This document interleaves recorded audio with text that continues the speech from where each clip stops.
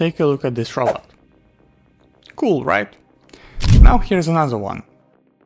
What if I told you that second one probably did more for humanity than all those anthropomorphic robots ever could? Sounds a bit bold, I know, but bear with me. I want to talk about something that looks futuristic and exciting, but might actually be taking us in the wrong direction. We are going to look at why companies keep pushing humanoid robots, whether they actually help us, and what better alternatives already exist. Let's dive in.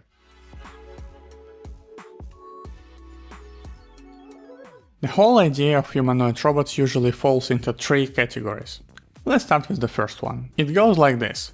Robots can easily fit into workplaces designed for humans, meaning you wouldn't need to redesign offices or factories, they could just slot right in. Well, that sounds logical on paper, but there is one problem. If you build something that is shaped like a human and works 24/7, all you get is slightly faster and efficient work.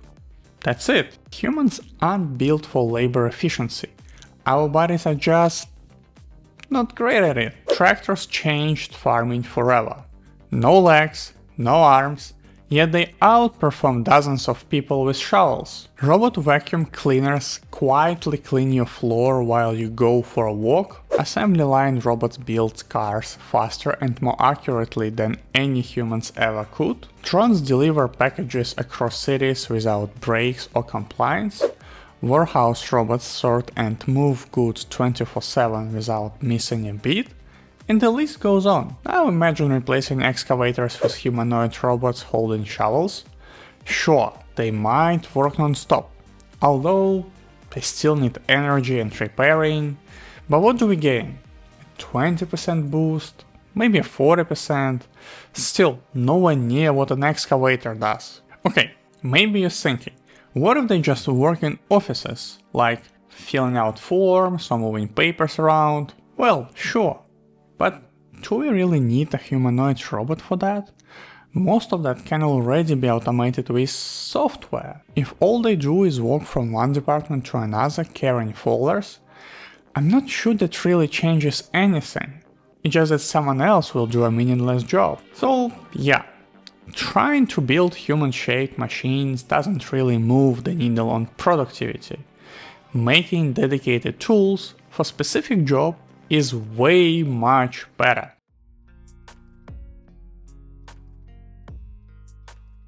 Second category of promises is home chores.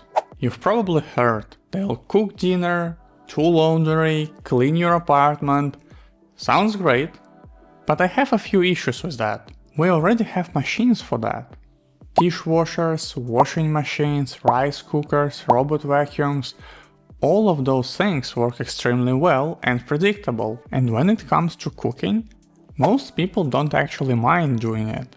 The real issue is, after working 12 to 16 hours, there is just no energy or time left for it. Another quite obvious thing is a space problem. I live in a 40 square meter apartment, it's just me, and it still feels tight. Now add a humanoid robot doing laundry or cleaning. Where is that gonna live?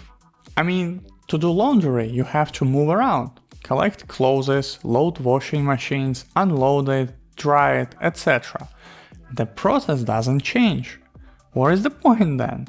In places like New York or Paris that are famous for their small apartment, it would be even worse. These things might work in villas, where you can reside an army of robots, but for most people, it's doubtful. And to be honest, we can do better.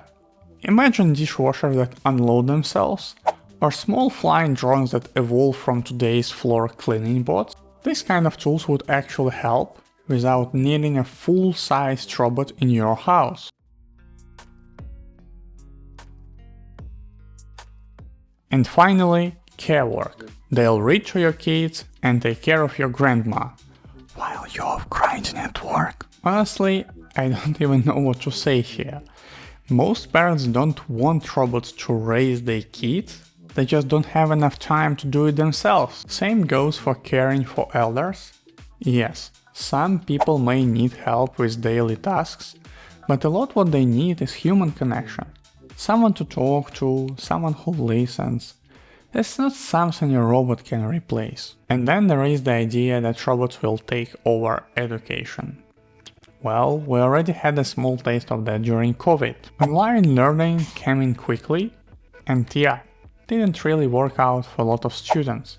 Grades slipped, focus got worse, and a lot of kids felt pretty disconnected. So if just having online lectures with a real teacher didn't work, why would we think a robot teacher would be any better? So really, the problem isn't that we need a robot caregivers or robot parents or robot teachers.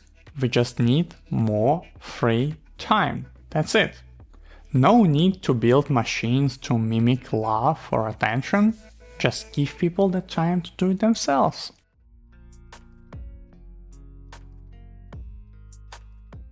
Alright, so if these robots aren't super useful, why are companies pouring money into them? Here is my hot take. It's not really about making life easier. It's about rich people wanting servants. They don't just want a job done. They want to watch it being done. Someone exhausted, someone doing the grind, someone is breaking back. Kind of like how some bosses want you back in the office, not because it's more productive, rather just because they need to see you working. It's not about efficiency. It's about having a small empire where you see people are working for you. So yeah, these humanoid robots aren't about freedom from chores. They're about keeping the idea of someone else doing the work alive. It's like choosing a robot butler over a smart home setup. Sounds cool, looks fancy, but makes very little actual sense.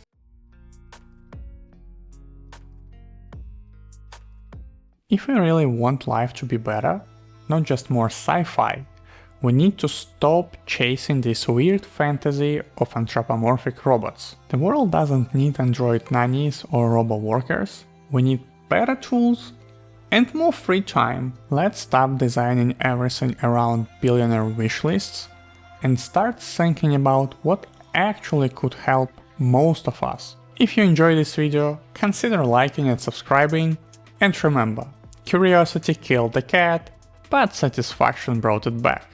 See you!